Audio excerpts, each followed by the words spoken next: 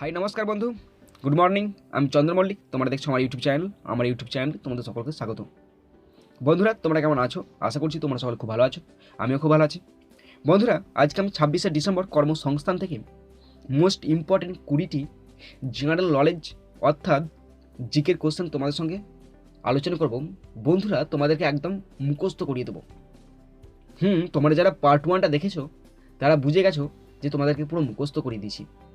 তো তোমরা যদি ওর দ্বারা উপকৃত হও, অবশ্যই আমাকে একটা লাইক দিয়ে তোমরা জানাবে। আর যদি উপকৃত না হও, তাহলে চ্যানেলটাকে ডিসলাইক করে দেবে, চ্যানেলটা ছেড়ে বেরিয়ে যাবে। আজকে পার্ট 2-এতেও আমি 20টি জিকের কোশ্চেন তোমাদের সঙ্গে মুখস্থ করতে চলেছি, তোমাদেরকে মুখস্থ করতে চলেছি। তো তোমাদের কাছে আমার একটাই অনুরোধ, তোমরা যদি মুখস্থ করতে চাও অবশ্যই কিন্তু শেষ পর্যন্ত ভিডিওটি দেখবে। দেখার পর যদি ভালো লাগে তবেই লাইক করবে, আর যদি ভালো না লাগে বা তোমরা যদি এর দ্বারা উপকৃত না হও তাহলে ডিসলাইক করে দেবে। তো কিন্তু তোমাদেরকে 20টি কোশ্চেন শেষ পর্যন্ত মন দিয়ে দেখতে হবে। তো চলো শুরু করছি। দেখে আছে পার্ট 2-এর মোস্ট ইম্পর্টেন্ট 20টি জিকের কোশ্চেন।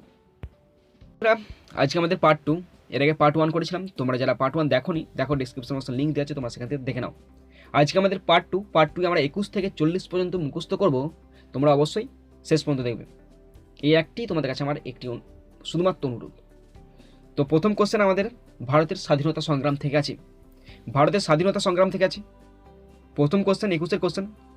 কবে ব্রিটিশ সরকার জন সাইমনের নেতৃত্বে একটি কমিশন নিয়োগ করে? ভালোভাবে কোশ্চেন শোনো।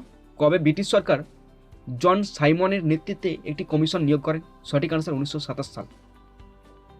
তো 1927 সালে ব্রিটিশ সরকার জন সাইমনের নেতৃত্বে একটি কমিশন নিয়োগ করেন। 1927 সালেই ব্রিটিশ সরকার জন সাইমনের নেতৃত্বে একটি কমিশন নিয়োগ করেন। নেক্সট কোশ্চেন, 22-এর কোশ্চেন। চন্দ্রগুপ্ত মৌর্য কাকে বিবাহ করেন?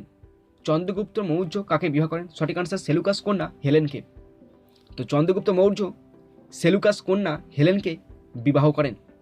চন্দ্রগুপ্ত মৌর্য সেলুকাস কন্যা হেলেনকে বিবাহ করেন। চন্দ্রগুপ্ত মৌর্য সেলুকাস কন্যা হেলেনকে বিয়ে করেন বা বিবাহ করেন। 23-এর কোশ্চেন। বল্লাল সেনের পুত্র লক্ষণ সেন যখন সিংহাসনে বসেন তখন বাংলার রাজধানী কোথায় ছিল? কোশ্চেনটি ভালো করে শোনো। বল্লাল সেনের পুত্র লক্ষণ সেন যখন সিংহাসনে বসেন তখন বাংলার রাজধানী কোথায় ছিল? সঠিক আনসার নবদ্বীপ। বল্লাল সেনের পুত্র লক্ষণ সেন যখন সিংহাসনে বসেন তখন বাংলার রাজধানী ছিল নবদ্বীপ। বল্লাল সেনের পুত্র লক্ষণ সেন যখন সিংহাসনে বসেন তখন বাংলার রাজধানী ছিল নবদ্বীপ। বাংলার রাজধানী নবদ্বীপ ছিল যখন বল্লাল সেনের পুত্র লক্ষণ সেন সিংহাসনে বসেন। 24-এর কোশ্চেন। কত সালে সেন বংশের অবসান ঘটে? কত সালে সেন বংশের অবসান ঘটে? সঠিক আনসার 1206। 1206 সালে সেন বংশের অবসান ঘটে। 1260 সালে 1260 সালে সেন বংশের অবসান ঘটে। 1260 সালে সেন বংশের অবসান ঘটে। প্রথমে ভুল করার জন্য সরি চেয়ে নিলাম, ক্ষমা করে দেবেন। তো 1260 খ্রিস্টাব্দে বা সালে সেন বংশের অবসান ঘটে। 1260 সালে সেন বংশের অবসান ঘটে। 25-এর কোশ্চেন। কে মহামল্ল নামে পরিচিত? কে মহামল্ল নামে পরিচিত? কে মহামল্ল নামে পরিচিত? সঠিক আনসার প্রথম নরসিংহ বর্মন। প্রথম নরসিংহ বর্মন মহামল্ল নামে পরিচিত। প্রথম নরসিংহ বর্মন মহামল্ল নামে পরিচিত। প্রথম নরসিংহ বর্মন মহামল্ল নামে পরিচিত। এরপরে আছে ভূগোল থেকে আছে ভারতের ভূগোল। 26-এর কোশ্চেন দেখো কি আছে। ভারতের প্রথম জলবিদ্যুৎ কেন্দ্রের নাম কি? ভারতের প্রথম জলবিদ্যুৎ কেন্দ্রের নাম কি? সঠিক আনসার দার্জিলিংয়ের সিদ্রাপং। দার্জিলিংয়ের সিদ্রাপং ভারতের প্রথম জলবিদ্যুৎ কেন্দ্র। দার্জিলিংয়ের সিদ্রাপং ভারতের প্রথম জলবিদ্যুৎ কেন্দ্র। ভারতের প্রথম জলবিদ্যুৎ কেন্দ্র দার্জিলিংয়ের সিদ্রাপং। 27-এর কোশ্চেন। ভারতের সবথেকে বেশি জনঘনত্ব বিশিষ্ট রাজ্য কোনটি? ভারতের সবথেকে বেশি জনঘনত্ব বিশিষ্ট রাজ্য কোনটি? সঠিক আনসার বিহার। ভারতের সবথেকে বেশি জনঘনত্বপূর্ণ রাজ্য বিহার। ভারতের সবথেকে বেশি জনঘনত্বপূর্ণ রাজ্য বিহার। ভারতের সবথেকে বেশি জনঘনত্ব বিশিষ্ট রাজ্য বিহার। 28-এর কোশ্চেন। ভারতের সর্বশ্রেষ্ঠ বক্সাইট উৎপাদক অঞ্চল কোনটি? ভারতের সর্বশ্রেষ্ঠ বক্সাইট উৎপাদক অঞ্চল কোনটি? সঠিক আনসার পালামৌর খনি অঞ্চল। পালামৌর খনি অঞ্চল ভারতের সর্বশ্রেষ্ঠ বক্সাইট উৎপাদক অঞ্চল। পালামোর খনি অঞ্চল ভারতের সর্বশ্রেষ্ঠ বক্সাইট উৎপাদক অঞ্চল। পালামোর খনি অঞ্চল ভারতের সর্বশ্রেষ্ঠ বক্সাইট উৎপাদক অঞ্চল। 29 কোশ্চেনটি, সর্দার সরোবর সেচ প্রকল্প ভারতের কোন রাজ্যে আছে?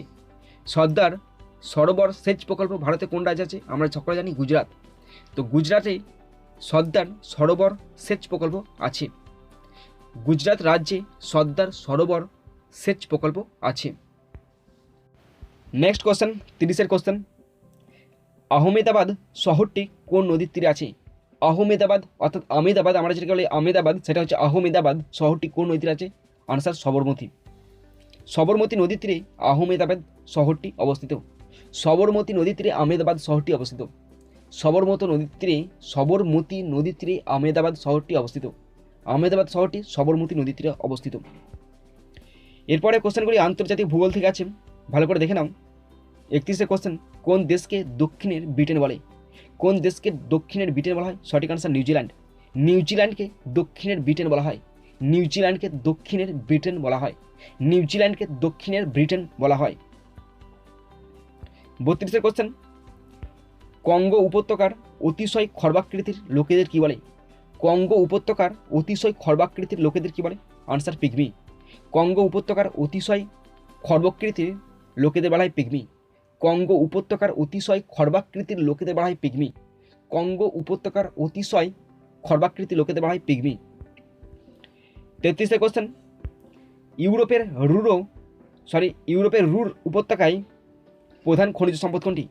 ইউরোপের রুর উপত্যকায় প্রধান খনিজ সম্পদ কোনটি? সঠিক আনসার কয়লা। ইউরোপের রুর উপত্যকায় প্রধান খনিজ সম্পদ কয়লা। ইউরোপের রুর উপত্যকার প্রধান খনিজ সম্পদ কয়লা। ইউরোপের রুর উপত্যকার সব থেকে প্রধান খনিজ সম্পদ কয়লা। 34 কোশ্চেনটি, বিশ্ববিখ্যাত নায়াগ্রা জলপ্রপাত কোন নদী থেকে সৃষ্টি? বিশ্ববিখ্যাত নায়াগ্রা জলপ্রপাত কোন নদী থেকে সৃষ্টি? সঠিক answer Saint Lawrence. Saint Lawrence নদী থেকে নায়াগ্রা জলপ্রপাত সৃষ্টি হয়েছে। সেন্ট লরেন্স নদী থেকে নায়াগ্রা জলপ্রপাত সৃষ্টি হয়েছে। সেন্ট লরেন্স নদী থেকে বিশ্ববিখ্যাত নায়াগ্রা জলপ্রপাত সৃষ্টি হয়েছে। সেন্ট লরেন্স নদী থেকে বিশ্ববিখ্যাত নায়াগ্রা জলপ্রপাত সৃষ্টি হয়েছে। 35 কোশ্চেন, 35 কোশ্চেনটি দেখো, কোন দেশ টিউলিপ ফুলের জন্য বিখ্যাত? ছবিটা দেখতে পাচ্ছ তোমার, টিউলিপ ফুল। কোন দেশ টিউলিপ ফুলের জন্য বিখ্যাত? সঠিক আনসার হল্যান্ড। হল্যান্ড এই দেশটি টিউলিপ ফুলের জন্য বিখ্যাত। হল্যান্ড দেশটি টিউলিপ ফুলের জন্য বিখ্যাত। হল্যান্ড দেশটি টিউলিপ ফুলের জন্য বিখ্যাত। হল্যান্ড দেশটি টিউলিপ ফুলের জন্য বিখ্যাত। এরপরে প্রশ্নগুলি রাষ্ট্রনীতি থেকে আছে। রাষ্ট্রনীতি থেকে আছে। প্রথম কোশ্চেন, 36 কোশ্চেন, ভারতের কোন প্রধানমন্ত্রীর মন্ত্রিসভায় দুজন উপপ্রধানমন্ত্রী ছিলেন? ভালো করে কোশ্চেনটি শোনো। ভারতের কোন প্রধানমন্ত্রীর মন্ত্রিসভায় দুজন উপপ্রধানমন্ত্রী ছিলেন? সঠিক আনসার মোরারজি দেশাই। মোরারজি দেশাই এই প্রধানমন্ত্রীর সময় দুজন উপপ্রধানমন্ত্রী ছিলেন। তারা কারা কারা? দুজন উপপ্রধানমন্ত্রী হলেন চরণ সিং ও জগজীবন রাম। চরণ সিং এবং জগজীবন রাম। ভারতের প্রধানমন্ত্রী মোরারজি দেশাই এর মন্ত্রিসভায় দুজন উপপ্রধানমন্ত্রী ছিলেন। তারা হলেন চরণ সিং ও জগজীবন রাম। ভারতের প্রধানমন্ত্রী মোরারজি দেশাই এর মন্ত্রিসভায় দুজন উপপ্রধানমন্ত্রী ছিলেন। এরা হলেন চরণ সিং এবং জগজীবন রাম। 37 কোশ্চেনটি, অভিলেখ আদালত কথাটি কোন আইন ব্যবস্থা থেকে নেওয়া হয়েছে? অভিলেখ আদালত কথাটি ব্রিটিশ আইন ব্যবস্থা থেকে নেওয়া হয়েছে। অভিলেখ আদালত কথাটি ব্রিটিশ আইন ব্যবস্থা থেকে নেওয়া হয়েছে। অভিলেখ আদালত কথাটি ব্রিটিশ আইনসভা থেকে বা আইন ব্যবস্থা থেকে নেওয়া হয়েছে। ব্রিটিশ আইন ব্যবস্থা থেকে অভিলেখ আদালত কথাটি নেওয়া হয়েছে। 38 কোশ্চেনটি, ভারতের সুপ্রিম কোর্টের প্রথম মহিলা বিচারক কে? ভারতের সুপ্রিম কোর্টের প্রথম মহিলা বিচারক কে? সঠিক আনসার মীরা সাহিব ফতিমা বিবি। ভারতের সুপ্রিম কোর্টের প্রথম মহিলা বিচারক মীরা সাহিব ফতিমা বিবি। ভারতের সুপ্রিম কোর্টের প্রথম মহিলা বিচারক মীরা সাহিব ফতিমা বিবি। 39 কোশ্চেন, কোন কমিটির সুপারিশের ভিত্তিতে কেন্দ্রীয় ভিজিল্যান্স কমিটি বা কমিশন গঠন করা হয়? কোন কমিটির সুপারিশের ভিত্তিতে কেন্দ্রীয় ভিজিল্যান্স কমিশন গঠন করা হয়? সঠিক আনসার শান্তারাম কমিটি, 1962 সাল। 1962 সালে শান্তারাম কমিটির সুপারিশের ভিত্তিতে কেন্দ্রীয় ভিজিল্যান্স কমিশন গঠন করা হয়। 1962 সালে শান্তানাম কমিটির সুপারিশে কেন্দ্রীয় ভিজিলেন্স কমিশন গঠন করা হয়। 1962 সালে শান্তানাম কমিটির সুপারিশের ভিত্তিতে কেন্দ্রীয় ভিজিলেন্স কমিশন গঠন করা হয়। আমাদের আজকের লাস্ট কোশ্চেন, 40-এর কোশ্চেন, ভালো করে শোনো। মন্ত্রিপরিষদের বৈঠকে কে পৌরোহিত্য করেন? মন্ত্রিপরিষদের বৈঠকে কে পৌরোহিত্য করেন? সঠিক আনসার প্রধানমন্ত্রী। এই কোশ্চেনটি আরেকবারটি রিপিট হয়েছিল, তোমরা যারা ফলো করো অবশ্যই শুনেছো তোমরা। তো মন্ত্রিপরিষদের বৈঠকে কে পৌরোহিত্য করেন? সঠিক আনসার প্রধানমন্ত্রী। মন্ত্রিপরিষদের বৈঠকে প্রধানমন্ত্রী পৌরোহিত্য করেন। বন্ধুরা, থ্যাংক ইউ, ধন্যবাদ শেষ পর্যন্ত দেখার জন্য। আশা করছি তোমরা সকলে শেষ পর্যন্ত ভিডিওটি দেখেছো। যদি তোমরা দেখে থাকো তো আমার মনে হয় তোমরা সকলে 20টি কোশ্চেন মুখস্থ করতে পারবে। তো এখানে ভিডিও শেষ করছি। সুন্দর থাকবে, সুস্থ থাকবে, টেক কেয়ার, থ্যাংক ইউ, জয় হিন্দ, বন্দে মাতরম।